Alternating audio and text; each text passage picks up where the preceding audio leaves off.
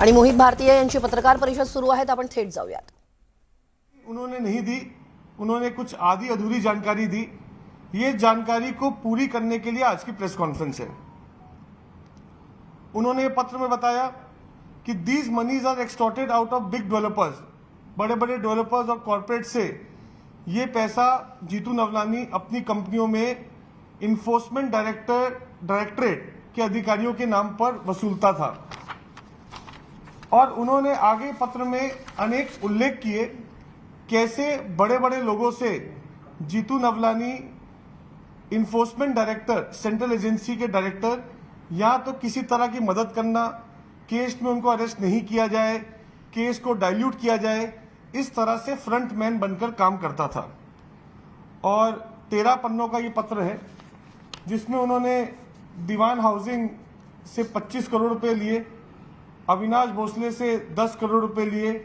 United phosphorus से 16 करोड़ रुपए लिए, गेलॉट कंपनी से 10 करोड़ रुपए लिए, मुंसर फायर प्रोटेक्शन से 15 करोड़ रुपए लिए, नरका केमिकल से 10 करोड़ रुपए लिए, एचडीएल से 15 करोड़ रुपए लिए, लार्सन एंड टूर्बो एलएनटी से 2 करोड़ 94 लाख रुपए लिए, गेंजेट से 2 करोड़ 31 लाख, ऐसे अनेक, यूपीएल से पैसे लिए, के रहेजा प्राइवेट लिमिटेड से 1 करोड़ 77 लाख 5,323 रुपए लिए, मुंसर फायर प्रोटेक्शन से पैसे लिए, एचडी कॉरपोरेशन की बात की गई, India bull real estate company की बात की गई, यूपीएल लिमिटेड, विंसर reality private limited, Palacio hotels leisures limited, Sunview properties limited,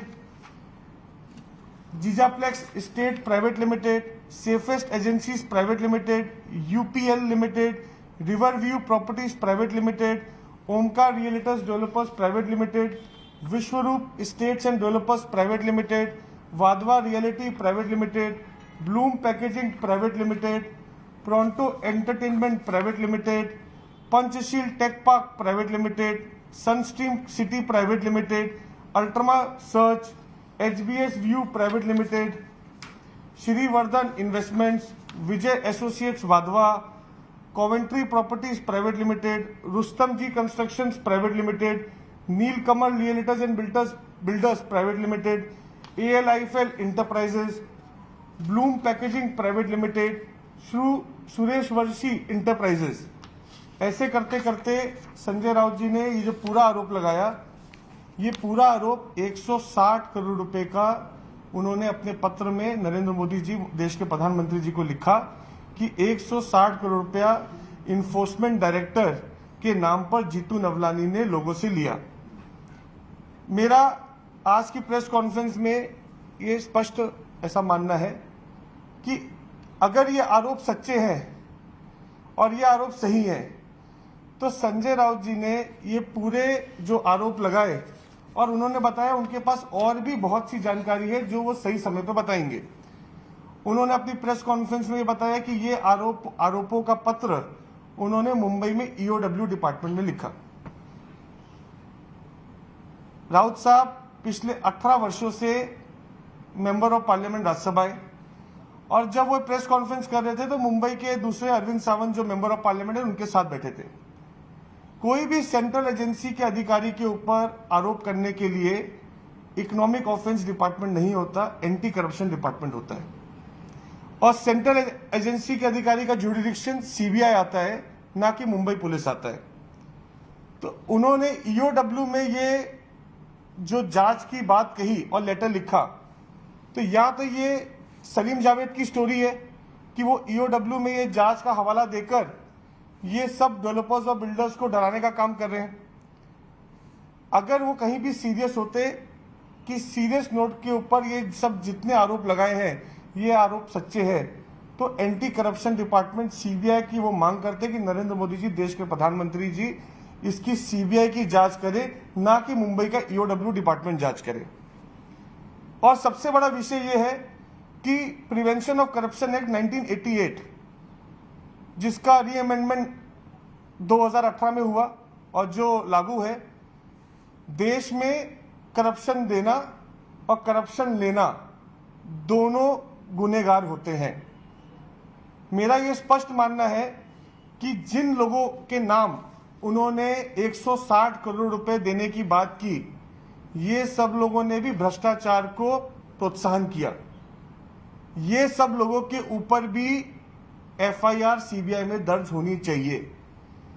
सिर्फ ईडी अधिकारियों के अननोन लोगों के नाम बताकर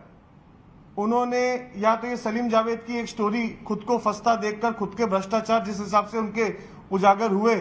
तो उन्होंने एक सलीम जावेद की स्टोरी बनके एक डाइल्यूट करने का काम किया, विक्टिम कार्ड खेलने का काम किया।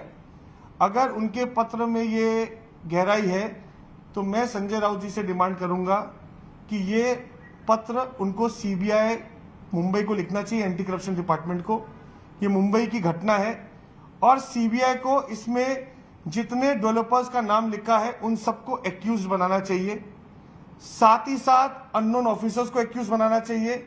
और जो फ्रंटमैन है जीतू नवलानी उनको भी एक्यूज बनाना चाहिए।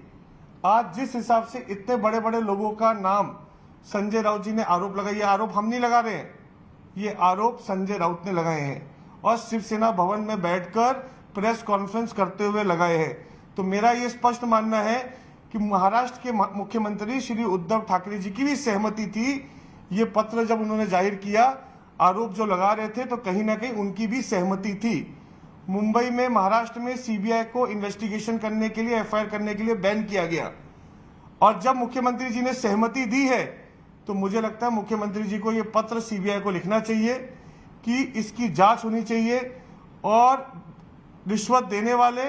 रिश्वत लेने वाले और उनके फ्रंटमैन, इन सबकी जांच बहुत ही हाई स्तर पर होनी चाहिए। उन्होंने इसमें जो जांच की मांग की, रिटायर्ड जज और एक स्पेशल इन्वेस्टिगेशन टीम की बात की, कोई भी एक ऑफिसर और रिटायर्ड जज इसकी जांच करे। मुझे लगता है या तो ये पत्र में कोई सच्चाई नहीं है, उन्होंने ये गिमिक खेला और ये गिमिक खेला खुद को फंसता देखकर, ये एक रीजन हो सकता है। नहीं तो जिस हिसाब से ये प्रेस कॉन्फ्रेंस की गई, इतने बड़े बड़े वरिष्ठ लोग, मेरा ऐसा मानना है कि कितने लोगों के ऊपर तो इसमें ईडी के केसेस भी नहीं है और जिन लोगों के ऊपर उन्होंने इसमें दावे किए रिश्वत देने के, उसमें तो बहुत से लोग जेल में हैं ईडी के केसेस में, जैसे दीवान बीएचएफएल वाले, ओमकार रियलिटर्स, एचडीएल, ऐसे बहुत से लोग हैं जिनके ऊपर कार्रवाई हुई और आज वो लोग जेल में हैं। बाकी लोगों के नाम जोड़कर क्या ये कोई नया तरीके का एक्सटॉर्शन रैकेट या वसूली का रैकेट संजय राउत महाराष्ट्र में चालू कर रहे हैं? मेरा ये सवाल संजय राउत जी से है। इतने बड़े बड़े लोगों का नाम डालकर, इतने बड़े बड़े लोगों का प्रेस कॉन्फ्रेंस में नाम डालकर अगर वो आरोपी नहीं है तो क्या डराकर ये कोई नया एक्सटॉर्शन रैकेट की शुरुआत संजय राउत जी महाराष्ट्र में कर रहे हैं क्या? ये प्रश्न एक खड़ा होता है उनके लेटर के ऊपर। और ये लेटर में अगर 1 रुपए की भी सच्चाई है, ये लेटर 18 साल से मेंबर ऑफ पार्लियामेंट है, उनके साथ 10 साल पिछले दूसरा टर्म हो गया, अरविंद सावंत जी मेंबर ऑफ पार्लियामेंट है, तो ये इतने बड़े आरोप लगाने के बाद क्यों उन्होंने सीबीआई की मांग इसमें नहीं की? क्यों इसमें उन्होंने, चलिए महाराष्ट्र में एंटी करप्शन डिपार्टमेंट में उन्होंने इसकी मांग नहीं की, इकोनॉमिक ऑफेंस विंग में ये भेजकर ये सिर्फ एक पब्लिक गिमिक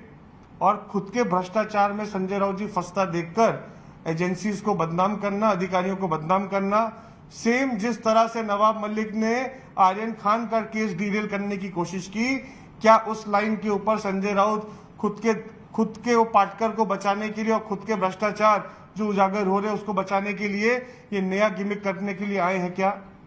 उन्होंने जीतू नवलानी को फ्रंटमैन बताया, लेकिन कैसे नवलानी का पैसा ईडी अधिकारियों के पास जाता है, इस बात की जानकारी उन्होंने नहीं दी। अगर आपके पास जानकारी है, आप 3rd टाइम के मेंबर ऑफ पार्लियामेंट है, तो आपको अभी तक ये जानकारी क्यों आपने छुपा के रखी? ये बहुत ही संगीन आरोप और संगीन मैटर है, देश की सेंट्रल एजेंसीज के साथ जुड़ा हुआ है।